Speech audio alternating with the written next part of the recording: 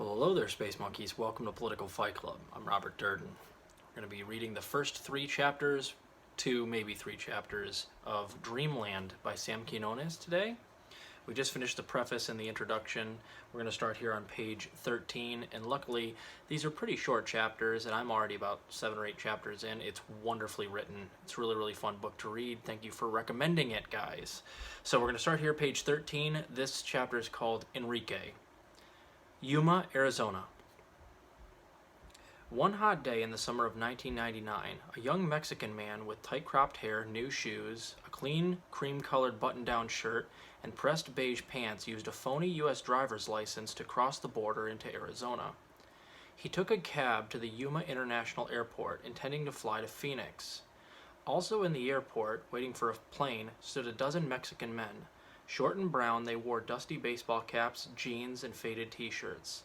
They looked weather-beaten and calloused, just like their hands, he imagined. He figured them for illegals, maybe construction workers, proud of their capacity for hard work, but without much else on their side. He sometimes went by the name Enrique. He was tall, light-skinned, and handsome. The calluses on his hand, there since childhood, had softened. He had grown up in a hovel on the outskirts of a village in the Mexican state of Nayarit, 15 hours by car south of Arizona. His father was a sugarcane farmer. His village depended on sugarcane, and thus it was poor, and life there was violent and mean. His relatives were split by a feud that began before he was born. He didn't know its cause, only that the two sides didn't get along. But he had moved on. He had a business now, with employees and expenses. It allowed him to buy his first Levi's 501s and pay for his fade at the barber shop. His false U.S. ID allowed him to cross the border posing as another man, Alejandro something. Still, it wasn't hard for Enrique to see himself in those men at the airport in Yuma that day. As he waited for his plane, he watched an immigration officer in the airport spot the men and make the same calculation he had. The officer asked them for identification. There was a discussion Enrique couldn't hear. But in the end, the men could produce none. As the other passengers watched, the officer led them off single file to be, Enrique assumed, deported. Growing up in a poor Mexican village had attuned Enrique to the world's unfairness. Those who worked hard and honestly got left behind. Only those with power and money could insist on decent treatment. These facts, which he believed had been proven to him throughout his life, allowed him to rationalize what he did. Yet moral qualms still came like uninvited guests. He told others that he hadn't been raised to be a heroin trafficker and believed it when he said it, though he was one. Scenes like this convinced him that he was doing what he had to do to survive. He didn't make the rules. Still, as the officer paraded the men by, he thought to himself, I'm the dirtiest of them all, and they don't ask me anything. If I'd have come to work Derrico, honestly, they'd have treated me badly too. A while later, he boarded a plane that took him to Phoenix, and from there to Santa Fe, New Mexico. Dr. Jick's Letter, Chapter 2, Boston, Massachusetts. One day 20 years earlier, in 1979, a doctor at Boston University School of Medicine named Herschel Jick sat in his office pondering the question of how often patients in a hospital, given narcotic painkillers, grew addicted to these drugs. He would not remember years later exactly why this question had occurred to him. I think it was maybe a newspaper story, he said. Herschel Jick was in a better position than most to gather findings on the topic. At Boston University, he had built a database of records of all hospitalized patients. The database charted the effects of drugs of all kinds on these patients while they were in the hospital. The database grew from the thalidomide scandal of 1960, when babies were born with defects after their mothers were prescribed the drug. Only anecdotally did doctors discover the risks of thalidomide. In the early 60s, Dr. Jick was asked to begin building a database of drugs used in hospitals and their effects. The database grew as computers became more accessible. Today, the Boston Collaborative Drug Surveillance Program, as it's known, includes millions of patients' hospital records in 4 databases. Yet, even by the late 70s, the database was a substantial thing, holding the records of 300,000 patients and the drugs they were given while hospitalized. Dr. Jick grew used to entertaining his curiosity with forays into the data. The doctor years later would say, "I don't even know how to turn on a computer." But he did have the sense to hire a bright computer technician who had built the database and to whom Dr. Jick turned often with these questions and requests. This time, Dr. Jick asked for the numbers of patients in the database who had developed addictions after being given narcotic painkillers. Soon he had the data in hand. Figuring others might find it interesting, he wrote a paragraph in longhand describing the findings. Then he gave it to his secretary to type. The paragraph she typed said this: of almost 12,000 patients treated with opiates while in a hospital before 1979 and whose records were in the Boston database, only 4 had grown addicted. There was no data about how often, how long, or at what dose these patients were given opiates, nor the ailments the drugs treated. The paragraph simply cited the numbers and made no claim beyond that. "That's all it pretended to be," Dr. Jick said later. A graduate student named Jane Porter helped with his calculations in some way that Dr. Jick could not remember years later. As is the practice in medical research papers, she received top byline, though Dr. Jick said he wrote the thing. The secretary put the letter in an envelope and sent it off to the prestigious New England Journal of Medicine, which, in due course, in its edition of January 10, 1980, published Dr. Jick's paragraph on page 123, alongside myriad letters from researchers and physicians from around the country.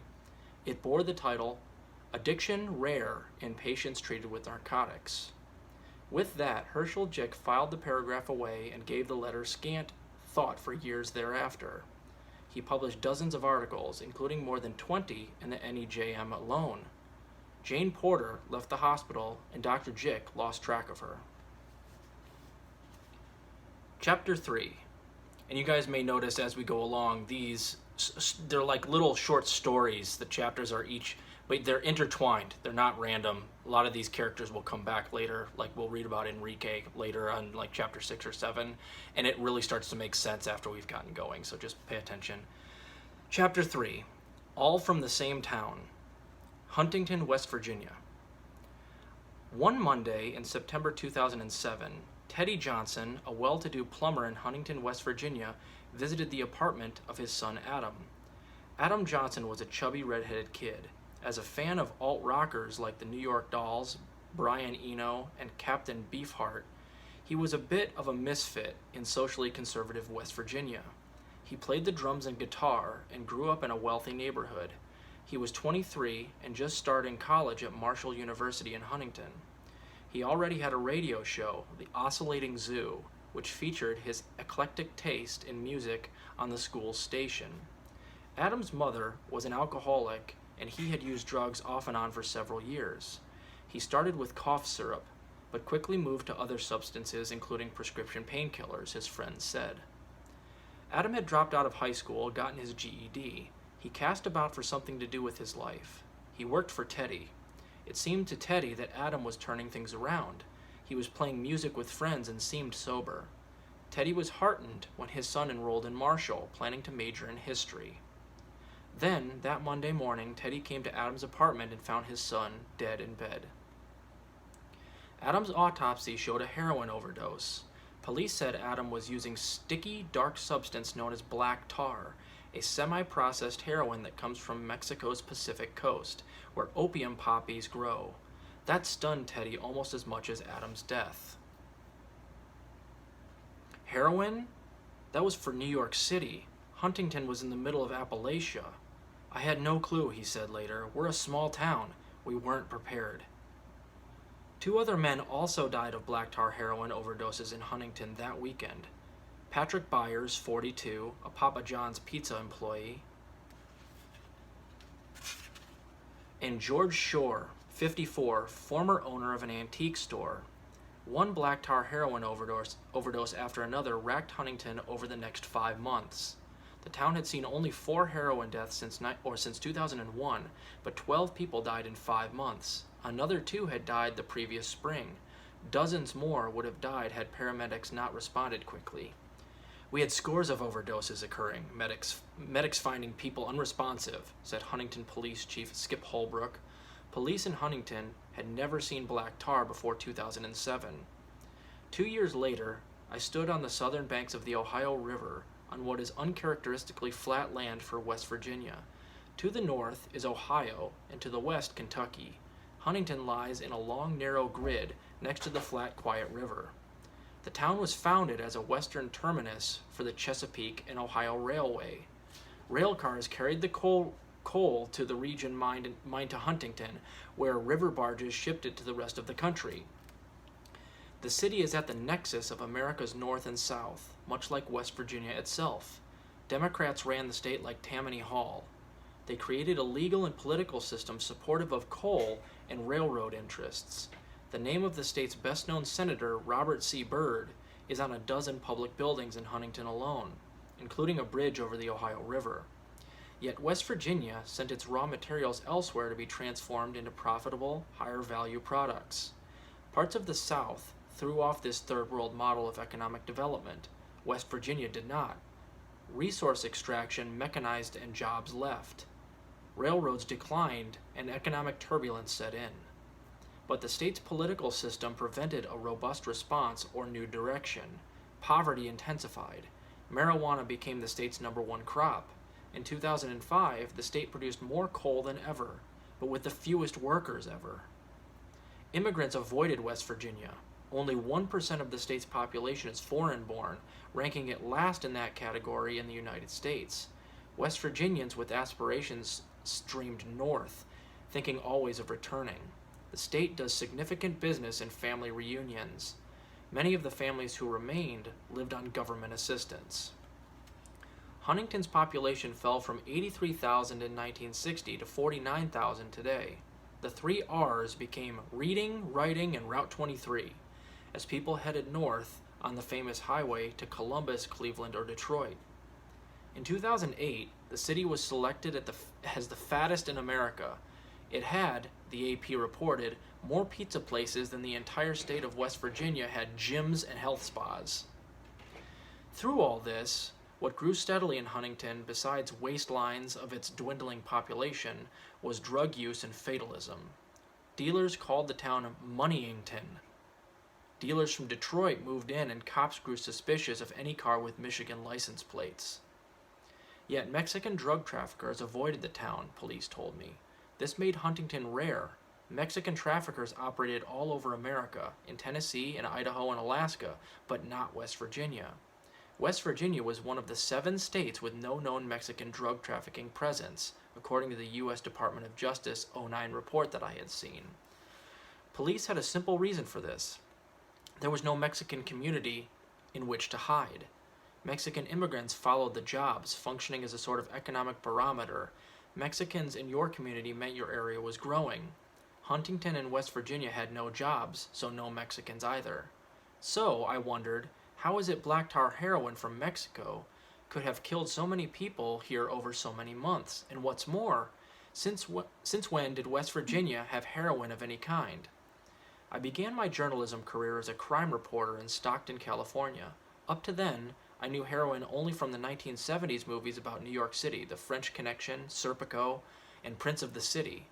The drug was always white powder. New York City was our national heroin hub, but in Stockton I saw only this stuff called black tar. Narcotics officers told me black tar was made in Mexico. It was semi-processed opium base. Like other forms of heroin, it could be smoked or injected, and was just as potent as the more refined white powder I'd seen in The French Connection. The difference was that it had more impurities. Also, they said, black tar was a West Coast drug, sold in California, Oregon, and Washington. Denver had a lot, as did Arizona, but it was unknown east of the Mississippi River. For years, DEA reports showed that as well. So what was black tar heroin now doing east of the Mississippi River? Those questions brought me to Huntington and that Ohio River bank. I was a reporter for the LA Times on a team covering Mexico's drug wars. My job was to write about Mexican trafficking in the United States, a topic no one covered much at all. Searching for a story to do, I had come upon reports of Huntington's 2007 black tar outbreak and called a Huntington police narcotics sergeant. All our black tar heroin comes from Columbus, Ohio, he told me. I called the DEA in Columbus and spoke with an especially loquacious agent. We got dozens of Mexican heroin traffickers. They all drive around selling their dope in small balloons, delivering it to the addicts. They're like teams or cells. We arrest the drivers all the time and they send new ones up from Mexico, he said. They never go away. He discoursed at some length on the frustration of arduous investigations, ending with the arrest of young men who were replaced so quickly. They hide among Columbus's large Mexican population, he said. The drivers all know each other and never talk. They're never armed. They come, give false names, rent apartments, and are gone 6 months later. This was not the kind of heroin mafia Ohio and the eastern United States was used to. Crazy thing, he said, they're all from the same town. I sat up in my chair. Yeah, which one's that? He called over a colleague. They talked in muffled tones for a couple of minutes. I had lived in Mexico for 10 years as a freelance writer after I left Stockton. I spent a lot of time in small towns and villages writing about people who migrated north. I wrote 2 books of nonfiction stories about Mexico. Many of the stories took place in the smallest villages, known as ranchos. Ranchos were villages on the outskirts of civilization. Throughout history, rancheros had moved to the outback to escape the town's stifling classism. They formed outposts and tried to carve a living from tough land that no one else wanted. Rancheros embodied Mexico's best pioneering impulse. They fled the government's suffocating embrace. They were dedicated to escaping poverty, usually by finding a way to be their own bosses. Rancheros had little access to education. They learned to trade from relatives, farming or ranching mostly. But I also knew villages where all of the men were itinerant construction workers. Families from one village in the state of Zacatecas, I know, started tortilla shops all over Mexico. In another, men hired out as cops all around the state. I wrote about Tocumbo, Michoacan, where everyone learned to make popsicles and run popsicle shops known as Paleterias La Michoacana. Sorry, I butchered that. Paleterias La Michoacana, that spread across Mexico, transforming the town and the lives of those rancheros.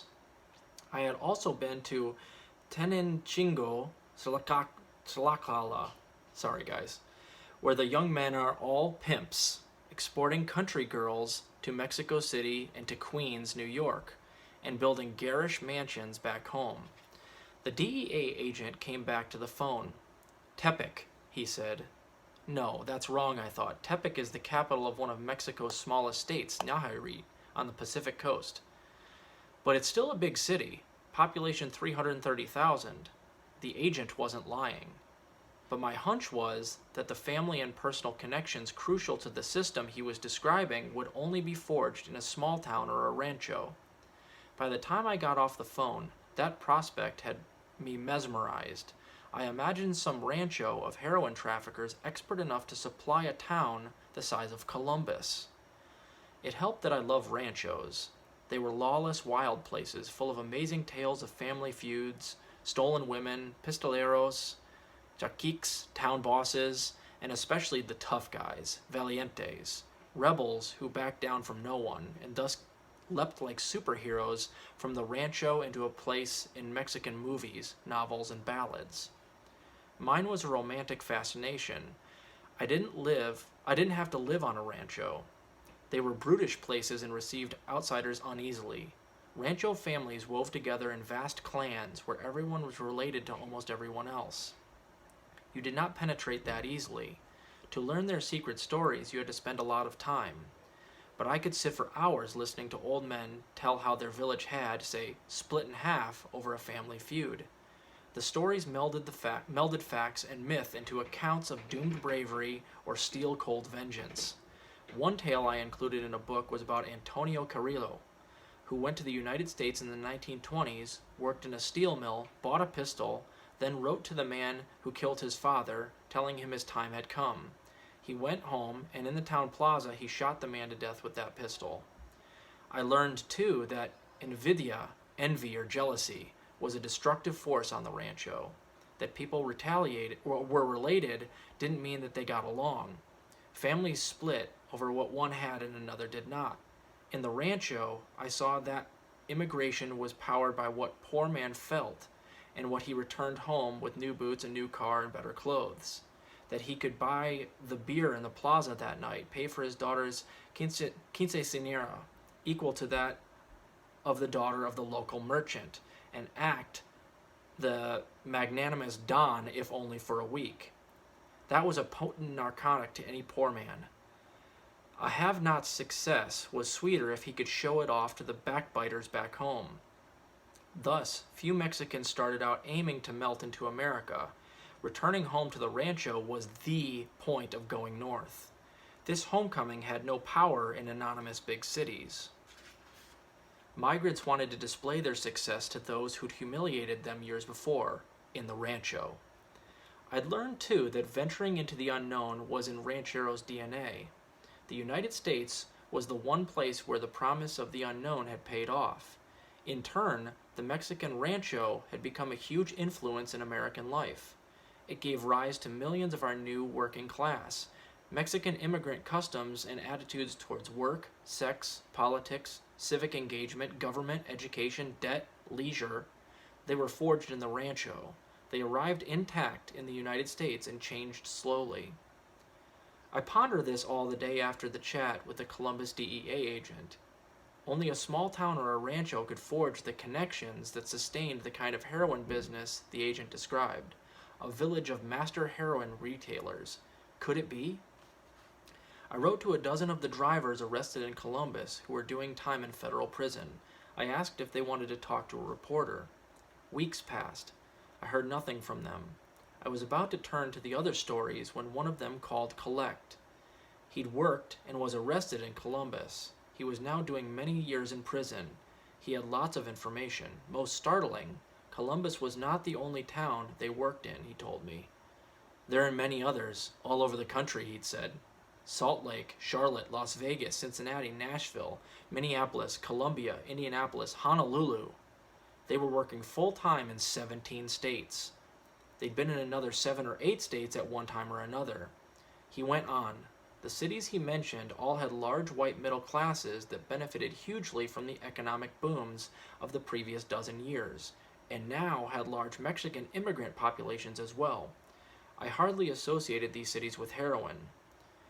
Were there heroin markets in these towns? I wondered. Yes, he assured me. They were big and getting bigger. He hadn't even mentioned America's traditional heroin capital, I noticed. No, in New York are gangs with guns, he said. They're afraid of New York City. They don't ever go to New York. Mexican traffickers afraid of gangs and gunplay? From one tiny town? Selling tar heroin in not just Columbus, but as much as half of the United States, including now a bunch of cities east of the Mississippi River for the first time? Right there, I was hooked. Cops say they're from Tepic, I said finally. No, they're not from Tepic, he said. That's what they say, but they're not. So we'll start on page 23 after this. The next one is called Liberace and Appalachia. Hope you're enjoying it, guys. Keep fighting that good fight. I'll talk to you later.